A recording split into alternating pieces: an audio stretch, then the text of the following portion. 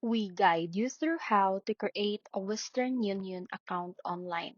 So first, open your web browser and go to the official Western Union website or download Western Union mobile app.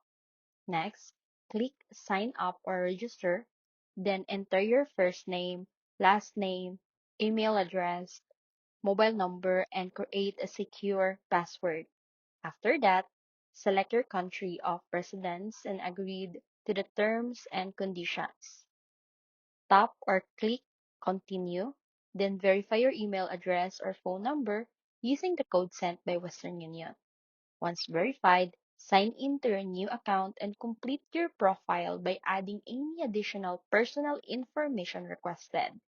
You can also set up security features to help protect your account.